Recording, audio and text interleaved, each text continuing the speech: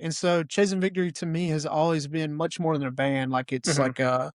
it's a bunch of pals. Like the music is a great part of it, but like also like our kids all get along, our wives all get along. Like it's a really unique thing. Yeah, it was an initial conduit to something different.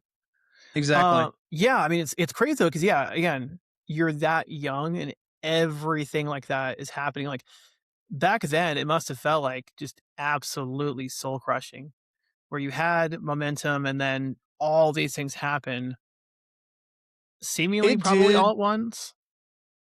It did. I mean, if when I'm thinking back on like 2007, we were on tour with Showdown and Showbread, Mhm, and we made it all the way out to like New Mexico. And Michael gets a call from his mom. His dad had just passed away a few months back, mhm, and he just kind of talks to us. He's like, "Hey guys, I think I need to go home. Like, I think I need mhm. to go home. My family needs me. The family, because his dad was self-employed, and I just think my family needs me." Jeremy, his dad was going through some stuff. He had just found out he had cancer, and he's like, "I really want to be at home with my dad too." I had just gotten married the year before. I was like, "Man, Oh boy. I could really love to be at home with my wife right now." Like, and then we just kinda chatted around, and it seemed like we went around the room and everybody's like, "Yeah, like, being home right now would be what's best." And so we said, "Let's go home. Let's see what happens, and then we'll reconvene in June." I think that was probably March or April. "We'll Mhm. reconvene in June and see how everybody feels." We got back together in June, and everybody's like, "It's time to move on." Like, I've Yeah. already moved on, and I'm already enlisted in college classes. I'm already got this job. I've already got this and this and this.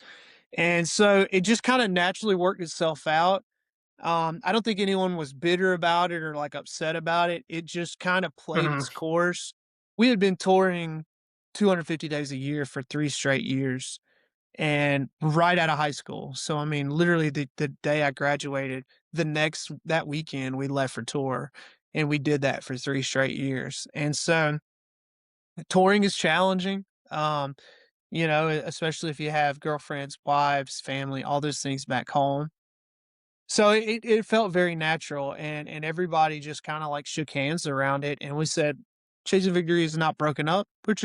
We're done with this phase of what it is." Yeah. And so we've had different phases of Chasing Victory, and right now is probably my favorite. I know it sounds crazy, but, like, the music we're writing, we all have jobs, so we have money to support ourselves. It's not like, well, we got to reach out to this label for support, or how are we going to make it from this city to this city. All of those stresses of being a band are gone, and we can just write music and be friends and hang out, meet these cool producers and meet all these different bands, collab with different bands, play the shows we want to play. It's to me, this is like my favorite era of Chasing Victory. I might feel differently, but Yeah. No, in a no, I few mean, years, but right now it feels great. no, and it's crazy though because like it's you back then when everything was happening, could you have even imagined, in 2026, 2025, the idea that you'd be making new music and especially under the circumstances of what it is, like where, the pressures that you have are really no longer there. It's really just to kind of Never. make art and just kind of release it into the world. I mean, honestly, this feels I hate that word organic because it's like overused, but this feels like as organic as a band can be. Like for Yeah. me, there's no pressures. Um, and the things that we want to happen, like they kind of happen just naturally. We're not like stressing about it or like sending out 100 packages to record labels and doing all this crazy work. Like the people that we need to meet just kind of come to us, and if it's not a good fit, it's not a good fit, and we That's just okay. walk away. And we've all, like, we all have worked our own businesses and things like that, so now we know how to handle the business side of it very amicably, and, like, you know, I don't know, it's just a very being an adult in a band is so much different than being a kid, and that's what we were from, '01 to '07. We were Yeah. just kids. Yeah, I mean, I couldn't even imagine, like, handling all that stuff now in my mid-30s and all the way back then in your early 20s, like, it's just different. I mean,